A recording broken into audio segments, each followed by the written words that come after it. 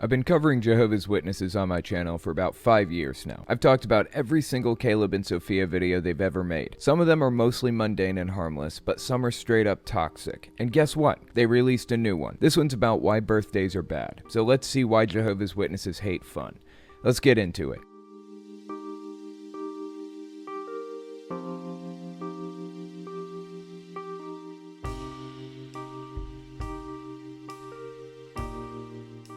To catch you up, in case you didn't see the last Caleb and Sophia video they released, it was called Jehovah Forgives. Basically what happened was Caleb was at school and there was a birthday party. When nobody was looking, he nabbed a cupcake. Some kids noticed and started questioning him about why he wasn't allowed to celebrate birthdays.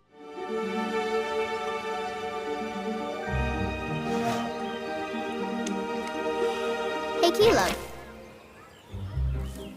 Oh, hey, I was just, You can have it. Wait! I thought he can't have it. He didn't have a good answer because there isn't one, and it literally caused serious emotional trauma, like they depict him in a state of self-hate as a direct result of the confrontation with the other kids.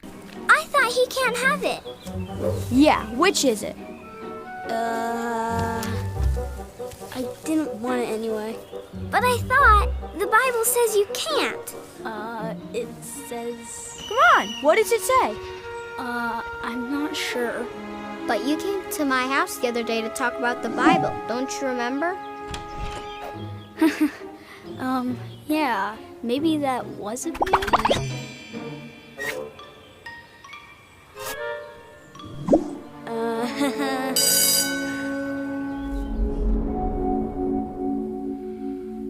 That was a rough day. Then, the dad takes the opportunity to describe a Bible character betraying Jehovah exactly the same way Caleb did. According to Jehovah's Witnesses, at least, the connection seems weak to me, but it affects Caleb pretty heavily.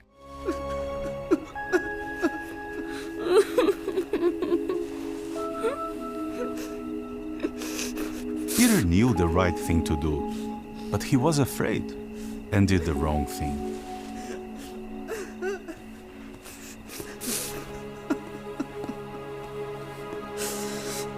Just like at school.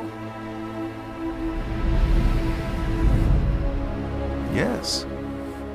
As I said in the last video about it, this is an appropriate response to what happened. In Jehovah's Witnesses' eyes, guilt and self-hate are the most powerful tools Jehovah's Witnesses have to keep people in line, short of the final solution, which is cutting you off from friends and family for the rest of your life. So at the end of the clip, after his dad made him realize that he was right to be depressed about having a desire to take part in a social activity that everybody else was doing, Caleb said to his dad, I'm gonna need to explain birthdays. Can you help me?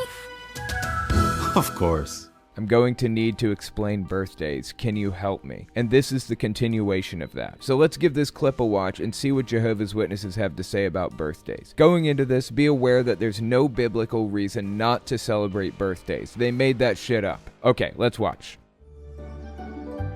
So, Dad, why don't we celebrate our birthday?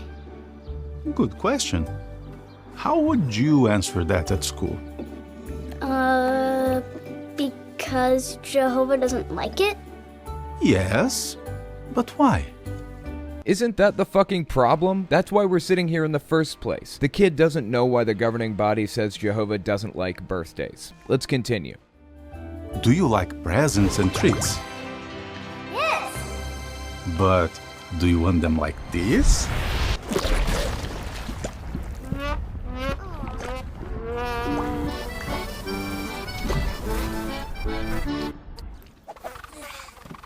Birthday celebrations mix good things with things Jehovah doesn't like. How? Long ago, many people believed in good and evil spirits and were afraid of them.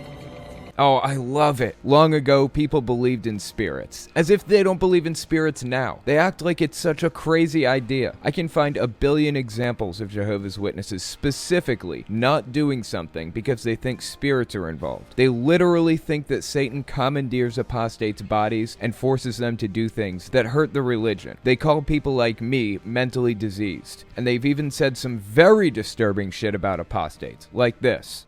The apostates and the enemies of Jehovah would say, Well, that's gruesome. That's despicable. You teach your people these things? No, God teaches his people these things. This is what he's foretelling. And frankly, for friends of Jehovah God, how reassuring that they're finally going to be gone. All these despicable enemies that have just reproached Jehovah's name, destroyed, never, ever to live again.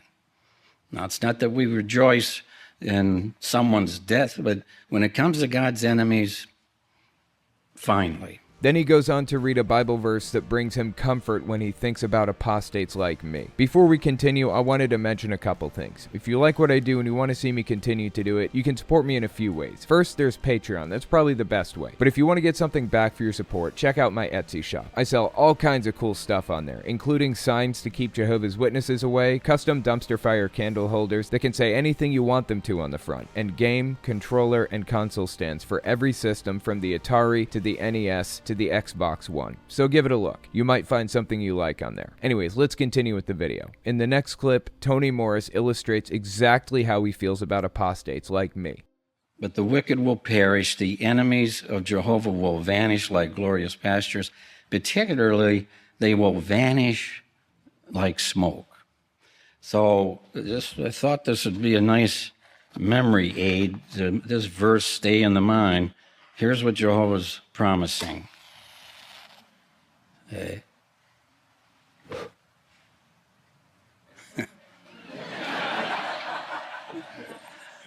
As Jehovah's enemies, they're going to vanish like smoke. This should make it clear why a danger sign saying that there are apostates inside the house would scare the shit out of any Jehovah's Witness about to knock on your door. That's pretty fucking disturbing imagery. This is how people are taught to view apostates. This is how they're brought up. I was raised to believe that apostates were mentally diseased and controlled by Satan, and extinguishing their lives like blowing out a match is something they sit around and pray for every day. Doesn't get more disturbing than that. I'd put it on the same level as Tommy McMurtry and Steven Anderson's views about certain groups of people. But that's not the only example of their strongly held belief that spirits invade our dimension and mess with people directly. When I was little, I told my mom I was afraid of the dark, as most kids are. I said I thought there were monsters in my bedroom, and she said, "Oh yeah, there are. Actually, they're demons. But if you say Jehovah's name over and over again, they can't hurt you." So I'd wander into my pitch black room at night to turn on my light, saying Jehovah over and over again to shield me from demons. Before I was born, before my dad actually got baptized, he claimed he practiced black magic, whatever the holy fuck that means. And as a result, my mom was convinced that demons haunted us throughout our entire lives. She was so convinced of it that she gave each of us a little fishing tackle box with a Bible and a flashlight in it. And anytime we were bothered by demons or had a nightmare, we were supposed to pull the tackle box out and start reading it. And if that's not enough for you, my mom caught my sister changing clothes under the kitchen table one time when she was 12 because she didn't want Jehovah or any other spirit creatures to see. As if a kitchen table would prevent that. I believed that Satan could hear everything I said, but he couldn't read my thoughts, so I wasn't supposed to speak my greatest fears out loud, or he'd make them come true. So I'm not going to sit here and let them pretend they don't believe that literal spirits harass people on a daily basis. Let's continue.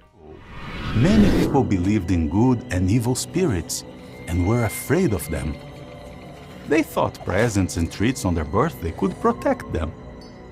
And like today, they made wishes that only good things would happen to them. Okay, so we've established that Jehovah's Witnesses are just as superstitious as people 5,000 years ago, before we had a solid understanding of the scientific method. That's good to know, but I have to say, if that's the reason they're giving for not celebrating birthdays, it's already on flimsy ground. Who cares what people used to do 5,000 years ago? What's that have to do with what we do now? Are you making wishes to protect yourself from demons? No? You're just doing it because it's a fun custom? Then what's the fucking problem? Don't do that part of it if you don't want to.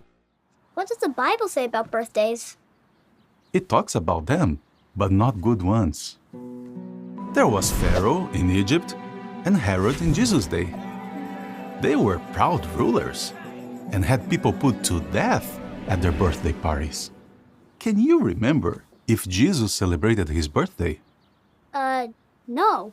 That's right. He didn't. Wait, are they unironically citing this as a reason to not celebrate birthdays? As my friend Lloyd Evans says, the Bible doesn't mention Jesus owning a dog either. In fact, anytime the Bible mentions dogs, it's in a negative light. They're always aggressive or causing problems in some way. Should we refrain from keeping dogs too? The Bible specifically only talks about important events in Jesus' life. That's the whole idea. In fact, there are decades missing from the story anyways. Where was Jesus between the ages of 0 and 18? The fact that the Bible doesn't talk about that leads to some pretty strange ideas of what was going on around that time. Some people claim he went to some Eastern Asian countries and created some religions out there. Personally, I have my doubts that Jesus was a real person in the first place. Who knows? Maybe. If somebody presented me with sufficient evidence, I'd accept it. But the point is, nobody knows if Jesus celebrated his birthdays. Maybe he aged out of it and was like, bro, I'm 30. I can't do this shit anymore. Maybe he had a dog too. Who fucking knows? This feels like real shaky ground. If you celebrate your birthday, you risk being disfellowshipped. You risk losing everything and everybody you ever knew and loved for the rest of your life. Seems to me the justification for this should be absolutely rock solid. Let's continue. Can you remember if Jesus celebrated his birthday? No. That's right, he didn't. He told us to celebrate the date of his death because it gives us the hope of living forever. And Jesus taught us to give good things to each other anytime we want. Like today. Good timing. Hi. Yes.